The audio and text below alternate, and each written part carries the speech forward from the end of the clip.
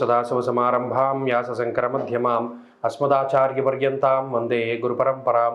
జ్యోతిష్ శాస్త్రాన్ని భావితరాల వారికి ప్రసాదించిన ఋషుల యొక్క పాదపద్మాలకి నమస్కారం చేసుకుంటూ, అలాగే నాకు ఈ జ్యోతిష విద్యను నేర్పిన గురువర్యులు జ్యోతిష బ్రహ్మ కీర్తిశేషులు శ్రీ ఈరంకి సూర్యనారాయణమూర్తి గారు, సూర్యశ్రీ దైవజ్ఞ గారి యొక్క పాదపద్మాలకి నమస్కారం చేసుకుంటూ, ఓం శ్రీ మహాగణాధిపతి నమః, శ్రీ గురుభ్యో నమః, హరి ఓం. వీక్షకులందరికీ నమస్కారం. ఏప్రిల్ నెల 14వ తారీఖు లగాయతు ఏప్రిల్ 20వ తారీఖు శనివారం వరకు ఉండేటువంటి గ్రహగతుల ఆధారంగా ద్వాదశ రాసుల వారికి ఈ వారం ఏ విధమైనటువంటి శుభాశుభ ఫలితాలు కలగబోతూ ఉన్నాయో ఈ కార్యక్రమం ద్వారా తెలుసుకుందాం. అందులో భాగంగా ఈ వారం ఉండేటువంటి గ్రహగతులను గమనిద్దాం.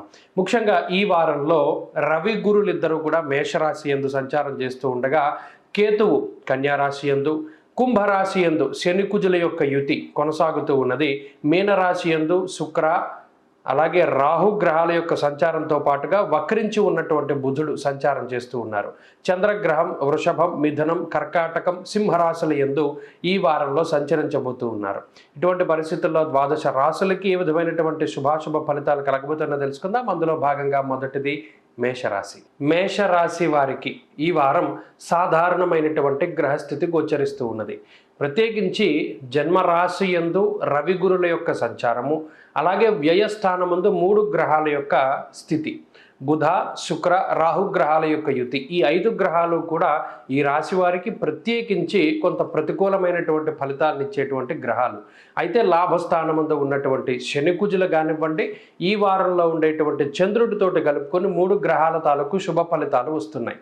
అయితే జన్మ రవి గురుని యొక్క సంచారం వల్ల దేహార్తి చిత్త సంతాప కాలాతిక్రమ భోజన రాజకోపో యశోహాని అనేటువంటిది శాస్త్రవచనం. ఇందులో ప్రధానంగా వృత్తి ఉద్యోగాల్లోనే కొంత సమస్య అధికంగా కనబడుతూ ఉన్నది. ప్రత్యేకించి ఉన్నతాధికారులతో ఉండేటువంటి సంబంధ బాంధవ్యాలు కానీ, లేదా ప్రభుత్వ అధికారులతో వచ్చేటువంటి సమస్యలు కానీ ఈ వారంలో కొంత మేషరాశి వారికి చాలా ఎక్కువగా కనబడుతూ ఉన్నాయి. అంతేకాక ఉష్ణ సంబంధమైనటువంటి వ్యాధులు అనగా ఉడుకు జ్వరాలు రావడం కానీ, లేదా ఎండదెబ్బ తగులుతూ ఉండడం వల్ల కానీ, లేదా ఈ స్కిన్కి సంబంధించినటువంటి సమస్యల వల్ల ఇబ్బంది పడేటువంటి పరిస్థితులు కూడా మేషరాశి వారిలో ప్రధానంగా కనబడుతూ ఉన్నాయి. అంతేకాక తండ్రికి సంబంధించినటువంటి విషయాల పట్ల, ఆయన ఆరోగ్యం పట్ల, కుటుంబ పెద్దలు ఎవరైతే ఉన్నారో వారి ఆరోగ్యం పట్ల కూడా ఈ రాశి వారు ఈ వారంలో ప్రధానంగా శ్రద్ధ తీసుకుంటూ ఉండాలి. వ్యయస్థానం ముందు ఎప్పుడైతే శుక్ర బుధ రాహు గ్రహాల యొక్క సంపత్తి ఉంటుందో మిశ్రమంగా ధనం అనేటువంటిది ఖర్చు అవుతూ ఉంటుంది. కొన్ని సందర్భాల్లో శుభకార్యాల నిమిత్తం డబ్బు ఖర్చు అవుతూ ఉంటుంది. కొన్ని సందర్భాల్లో అనుకోని విధంగా ఆకస్మిక ఖర్చులు కూడా మేషరాశి వారిలో కనబడుతూ ఉన్నాయి.